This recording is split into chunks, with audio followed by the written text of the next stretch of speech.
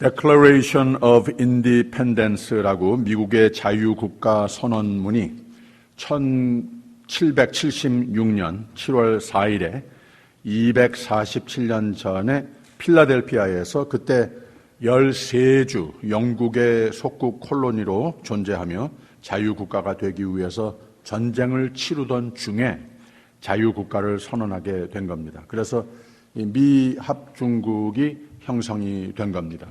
건국이 된 겁니다. United States of America라고 이런 의미에서 우리 대한민국의 3.1절과 같은 의미를 갖추는 국경일이 되는 겁니다.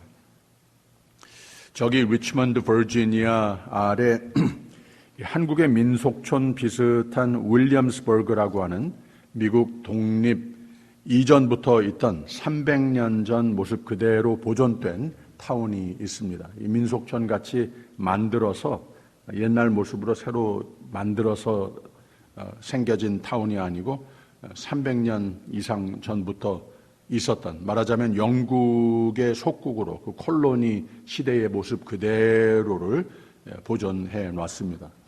그 중에 영국의 억압을 가장 잘 상징적으로 그린 모습이 교회입니다.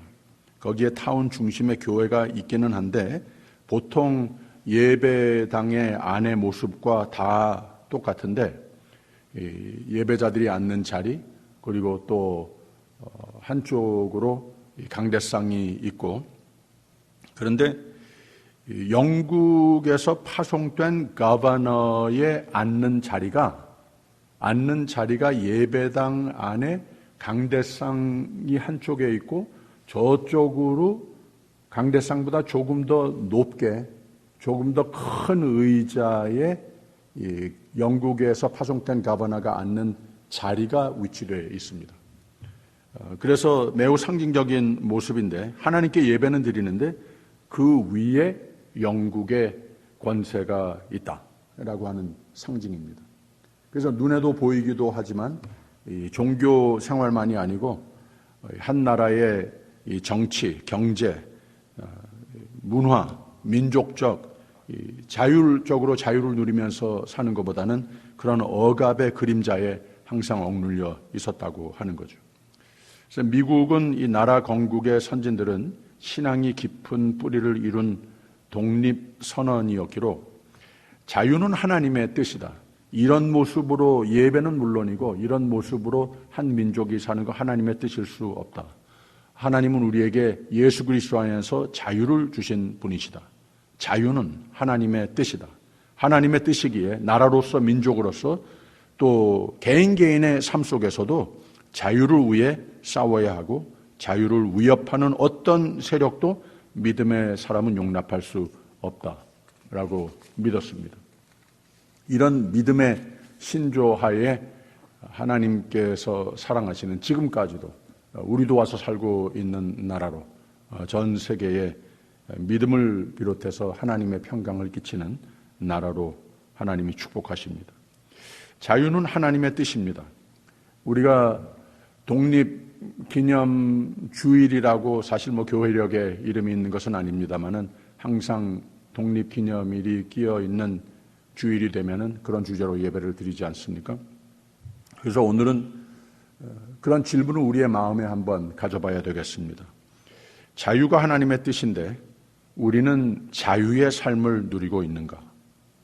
예수 그리스도의 십자가의 사건은 예수께서 다 이루었다라고 선언한 말씀은 도무지 사람이 이룰 수 없는 생명의 회복, 하나님과 화목의 회복, 이것을 예수 그리스도의 사건으로 가장 절정적인 십자가의 사건으로 이루셨다고 하지 않았습니까?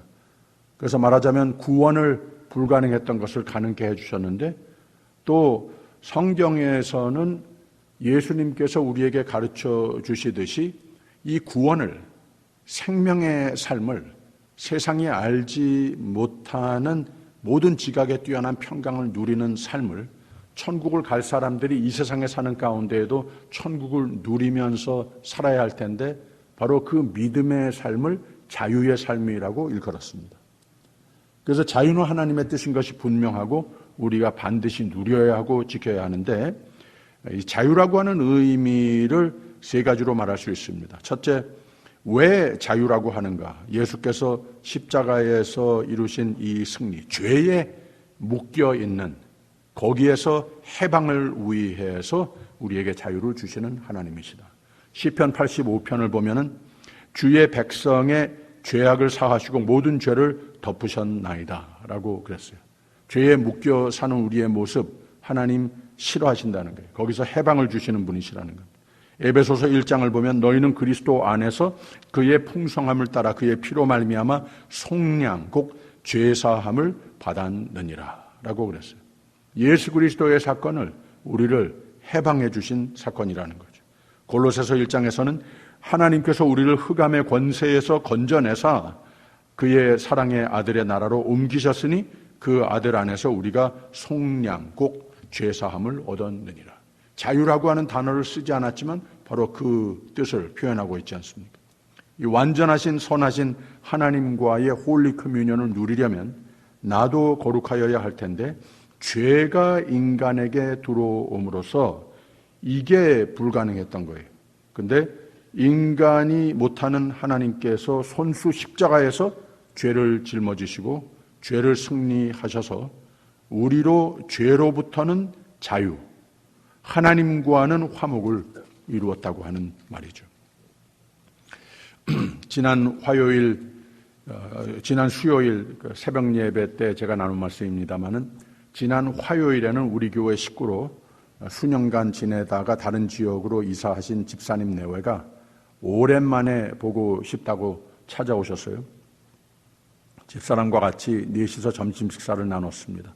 근 3시간을 좋은 교제를 나누고 가셨는데 대화 중에 신앙 얘기도 하면서 신앙생활을 자칫 잘못하면 지나치게 율법주의로 살게 되기도 하는데 하나님의 뜻은 믿음 때문에 구원 때문에 믿는 사람이 세상을 모르는 은혜와 주 안에서 참 자유를 깨닫고 누리는 것이 중요한 것이다.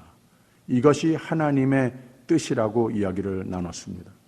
진리를 알지니 진리가 너희를 자유케 하리라 라고 예수님은 가르치셨다고 말씀을 나누면서 예수님이 이 말씀을 누구에게 하신 건가 하면은 유대인들에게 했다고 하는 거예요.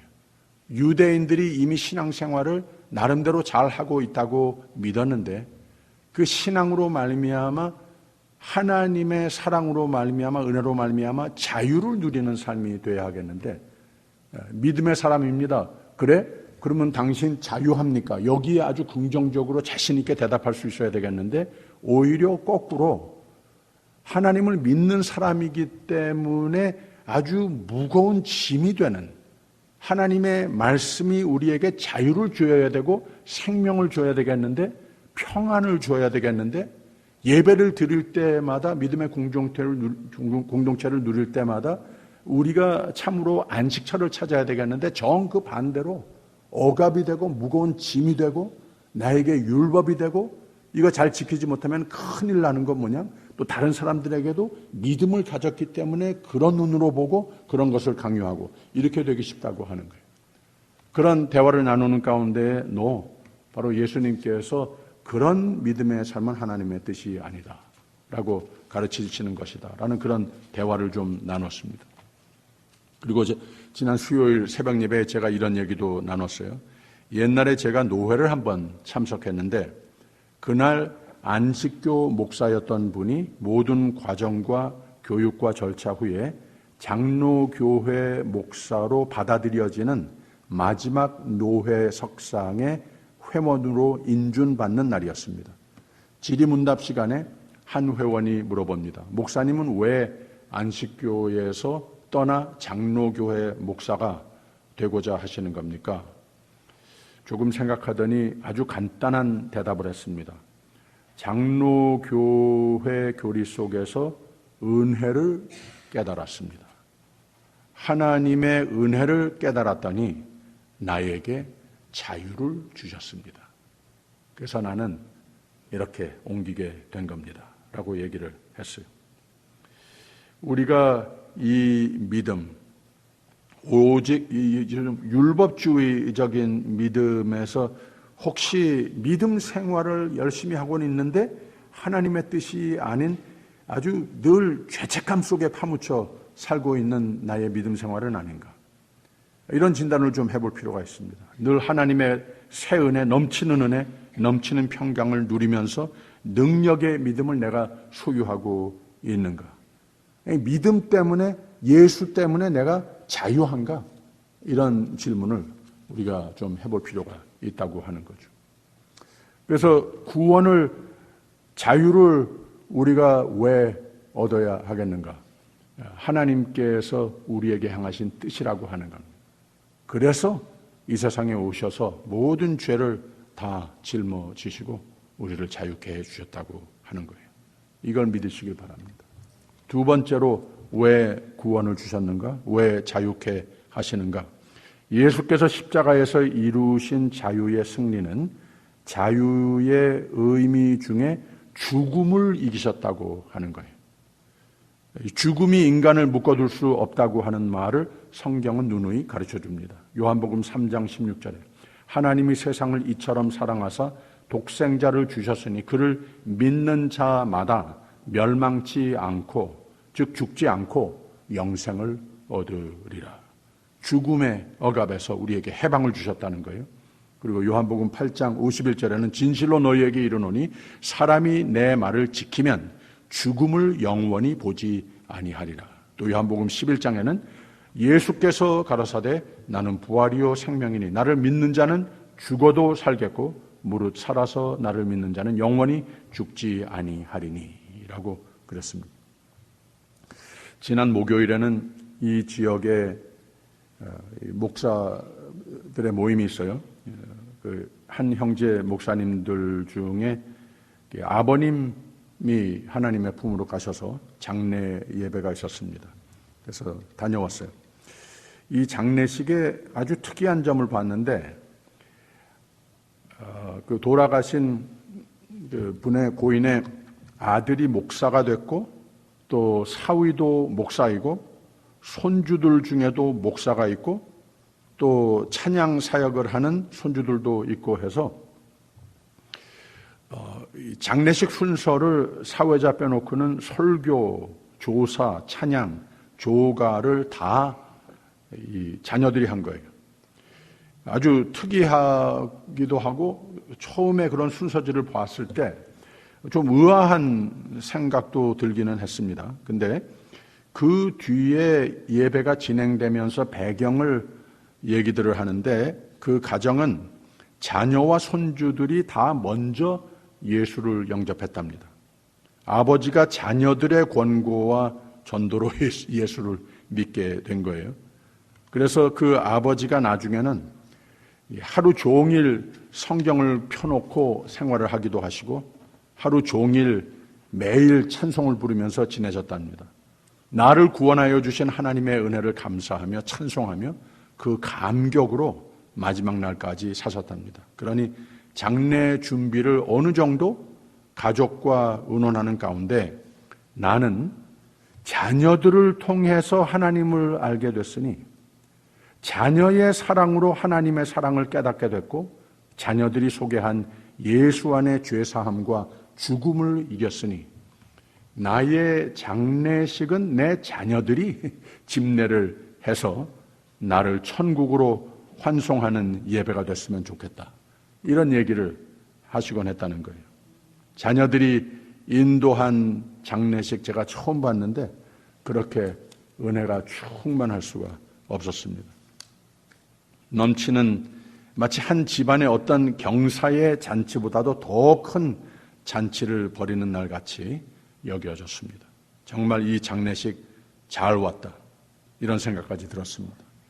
정말 멋있는 하나님의 멋이, 믿음의 멋이 영광으로 나타나는 장례식이었습니다.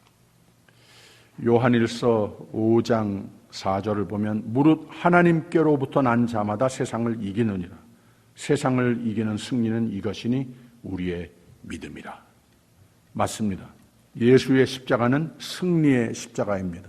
자유의 십자가입니다. 우리는 이제 믿음으로 죽음에서 영원토록 해방됐다고 하는 것을 믿으시기를 부탁드립니다. 요한복음 14장에는 너희는 마음에 근심하지 말라. 하나님을 믿으니 또 나를 믿으라. 내 아버지 집에 거할 곳이 많도다. 그렇지 않으면 너희에게 일렀으리라. 내가 너희를 위하여 처소를 예비하려 가노니 가서 너희를 위하여 처소를 예비하면 내가 다시 와서 너희를 내게로 영접하여 나 있는 곳에 너희도 있게 하리라. 할렐루야. 예수는 죽음을 이기셨습니다. 할렐루야. 믿음으로 우리 모두는 죽음의 족쇄에서 마저 자유를 얻었습니다. 이걸 믿으시기를 부탁드립니다. 셋째로, 예수께서 우리에게 자유를 주신 것은 이 세상 사는 가운데에 우리의 마음적으로 무엇인가 묶여 사는 모습에서 해방이, 자유를 누리기를 원하시는 예수님이십니다. 이 관념의 포로라고 하는 말을 들어보셨습니까? 조금 부정적인 심리적 현상을 말할 때 쓰는 표현이죠. 이 관념, 고정관념 이렇게 표현하기도 하고 그러는데, 이 문화적 차이, 세대 차이, 정치적 견해에 대한 차이 등등으로 사람이 무언가 마음속에 정한 바가 돼 있으면은 이걸 이념이라고 하기도 하지 않습니까? 이런 것으로 사람이 공동체 생활하는 중에, 사회생활하는 중에 겪는 갈등이나 한 개인이 보람과 평화를 자유롭게 누리지 못하는 경우를 가리켜서 쓰는 표현을 이 고정관념, 관념의 포로라고 합니다. 이 관념이라고 하는 말은 문자 그대로 마음이 가진 눈이라고 하는 거예요. 매우 주관적이고 다 똑같이 보는 객관적인, 지금 육신의 눈으로 보는 것을 다 똑같은 것을 바라보면서 그렇지 않다고 주장을 하는 그런 게 마음의 눈을 다 가지고 있기 때문에 그렇다고 하는 거죠. 가령 지금 이 물병에 물이 반 정도 채워져 있어요.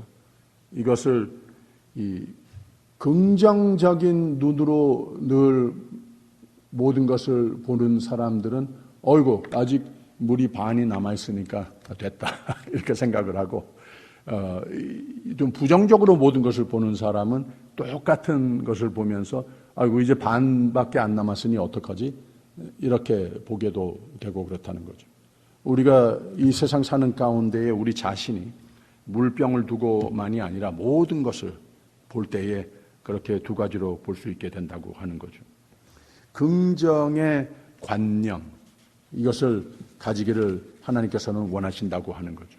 하나님의 사람이 됐으니 이 관념의 포로가 돼서 모든 만물을 그런 눈으로 보고 모든 매사를 접근할 때에 부정적으로 접근했을 때에 하나님께서 우리에게 주시고자 하시는 환한 생명의 빛에 벗어난 어두움의 그림자 속에 부정의 관념을 가지고 살 수도 있다고 하는 거죠. 참 부정의 관념을 지니고 사는 사람 그렇게 늘 많지는 않겠지만, 사람의 인생을 살아가는 가운데에 자신의 가능성에 대해서 전혀 모르거나 알아도 인생의 부정적인 경험들로 인해서 나 자신을 자꾸 억누르고 하나님께서 우리에게 애당초 부어주신 포텐셜의 생명의 삶을 누리지 못하는 경우가 얼마나 많은지 모릅니다. 너희가 진리를 알지니 진리가 너희를 자유케 하리라. 하나님은 우리로 하여금 자유의 삶을 살기를 원하십니다. 사람은 하나님이 지으신 무한한 가능성을 지니고 태어났지만 꿈을 품고 포부를 가지고 믿음을 가지고 희망의 관념을 선택하면 상상을 초월하는 잠재력을 실현으로 끌어내는 능력을 가지고 있는 것인데, 나 자신을 또 모든 내가 처한 상황을 부정으로 보는 경향이 있으면 아무 변화 없이 그대로 살게 되는 거라고 하는 말입니다. 잘 되다가도 또 밝게 사는 사람도 내 곁에 있으면 다 어두움으로 끌어내리는 경향이 될 수도 있다고 하는 거죠. 사람은 세상살이는 우리를 묶어두는 것들이 참 많은데, 죄의 사슬, 죽음의 두려움, 관념의 포로 되는 것, 나 자신에 대해서, 남에 대해서 환경적인 이유들로 인간은 안 됐지만 이 긍정의 안목보다는 부정의 관념의 포로가 되기 일수라고 하는 말입니다. 그러면 예수님은 자유하라라고 그러시는데 어떻게 자유를 누립니까? 말씀 속에 해답이 있습니다. 자유해라, 자유할 수 있는데 이것을 어떻게 하느냐? 오늘 참 짧은 말씀이지만 그러므로 예수께서 자기를 믿는 유대인들에게 이르시되 너희가 내 말에 거하면 내 제자가 되고 진리를 알지니 진리가 너희를 자유케 하리라 라고 그랬습니다. 요한복음 14장에 예수님은 내가 곧 길이요 진리요 생명이시라고 그랬습니다. 예수 그리스도를 잘 아는 믿음의 삶이 되어야 한다고 가르치시는 겁니다. 여기 덧붙여 하신 말씀이 이 같은 14장에 나를 알면 아버지 하나님도 알게 되는 것이다 라고 말을 했습니다. 또 여기에 덧붙여서 한 말씀이 너희 안에 계신 성령이 곧 진리의 영이다 라고 말씀을 하셨어요. 세상은 그를 못 보고 알지도 못하지만 너희는 저를 알게 될 것이다 라고 말씀을 하셨어요. 그래서 자유를 위해서는 진리를 아는 것인데 그 방법은 하나님을 잘 알고 예수를 잘 알고 성령으로 충만케 채워 사는 삶이 돼야 하는 것이라고 하는 말입니다. 그러면 진리를 알게 된다라고 이론적으로 설명을 해 주시는 겁니다.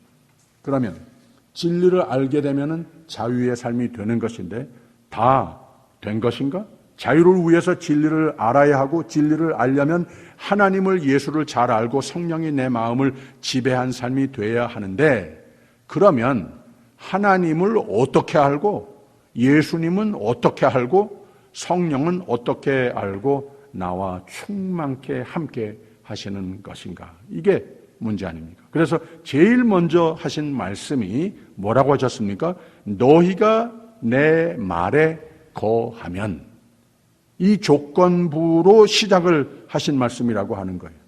너희가 내 말에 거하면 참 내 제자가 되는 것이고 진리를 알게 되는 것이고 진리가 너희를 자유케 하리라 라고 그랬습니다.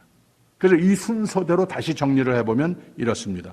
너희가 내 말에 거하면, 그러면 참 내 제자가 되고 참된 믿음이 형성된다. 그러면 진리를 알게 되는데 진리와 거짓을 분별하는 눈이 생겨진다고 하는 말입니다. 그러면 진리가 너희를 자유케 하리라. 비로소 모든 억압에서 자유를 누리는 생명의 삶이 되는 거라고 하는 말입니다. 이 모든 것, 진정한 자유를 누리는 삶, 하나님이 지으신 모든 가능성, 잠재력 다 발견하고 다 개발하고 다 권능으로 누리는 삶은 다른 게 아니라 하나님의 말씀을 가장 가까이 하고 잘 믿고 잘 배우고 잘 따라 사는 삶이 됐을 때 진리를 살고 죄와 두려움과 부정의 관념에서부터 참 자유를 찾으며 하나님 디자인하신 대로의 생명의 삶을 살게 되는 것이라고 하는 말입니다. 할렐루야. 너무나도 귀한 진리, 생명의 삶의 원리를 깨닫게 해주시는 말씀 아닙니까? 이제 다 됐습니까? 문제는 우리가 이 세상 사는 가운데에 마귀가 이 원리를 너무나도 잘 알고 있습니다. 마귀는 우리가 자유를 사는 거 싫어합니다. 마귀는 우리를 죄와 두려움과 부정의 포로로 붙잡아 두기를 원합니다. 마귀가 이 일을 어떻게 하는가? 거짓으로, 부정의 관념으로 하나님의 말씀을, 진리를 저버리게 유혹을 합니다. 여기에 성도가 유혹을 받아 진리에서 벗어나 자유를 누리지 못하는 경우가 참 많습니다. 요한 1서 2장을 보면 우리가 그의 계명을 지키면 이로써 우리가 저를 아는 줄을 알 것이요 저를 아노라 하고 그 계명을 지키지 아니하는 자는 거짓말하는 자요. 잘 들어보세요. 진리가 그 속에 있지 아니하되 라고 그랬어요. 근데 또 잘 들어보세요. 누구든지 그의 말씀을 지키는 자는 하나님의 사랑이 참으로 그 속에서 온전케 되었나니 말씀으로 진리를 깨닫는 것이고 진정한 자유의 삶, 죄와 두려움과 부정의 멸망의 삶에서 진정한 해방의 삶이 되는 거라고 하는 말입니다. 예수님은 요한복음 8장 44절에 대놓고 경고하셨습니다. 마귀, 저놈은 처음부터 살인자요, 진리가 그 속에 없으므로 진리에 서지 못하고 거짓을 말할 때마다 제 것으로 말하나니 이는 저가 거짓말장이요 거짓의 아비가 되었습니다 라고 그랬습니다. 독립기념일을 맞이해서 금주에는 오늘 주시는 말씀을 하루에 한 번씩은 펼쳐놓고 읽으면 좋겠습니다. 너희가 내 말에 거하면 참 내 제자가 되고 진리를 알지니 진리가 너희를 자유케 하리라. 갈라디아서 5장에는 그리스도께서 우리를 자유롭게 하려고 자유를 주셨으니 그러므로 굳건하게 서서 다시는 종의 멍에를 매지 말라라고 그랬습니다. 예수께서 십자가에서 이미 다 이루신, 우리를 위해 이루신 참 자유, 참 날아갈 듯 프리덤, 매일 말씀으로 푹 져주셔서 진리로 성령으로 충만케 채우셔서 모든 사탄의 억압에서는 참 자유를 얻어 하나님 자녀 삼으셨다고 하는 진리를 깨달아 모든 꿈을 다 이루는 멋진 인생을 일궈 나가시기를 길이요 진리요 생명이신 우리 주 예수 그리스도 이름으로 축원합니다. 기도하겠습니다. 하나님, 오직 여호와를 앙망하는 자는 새 힘을 얻으리니 독수리의 날개치며 올라감 같을 것이요 다른 박질하여도 곤비치 아니하겠고 걸어가도 피곤치 아니하리로다 라고 하셨습니다. 우리 사랑하는 성도들로 하여금 하나님의 자녀로 왕자와 같이 하나님의 공주와 같이 삼아주셨으니 생명의 말씀을 친구 삼아 모든 거짓과 억압은 물리치고 참 자유를 누리며 독수리와 같이 높은 하늘을 나르는 멋진 승리의 생애를 누리는 모든 꿈을 다 이루는 하나님 사랑하시는 성도들이 되게 하옵소서. 감사드리며 예수 그리스도 이름으로 기도합니다. 아멘.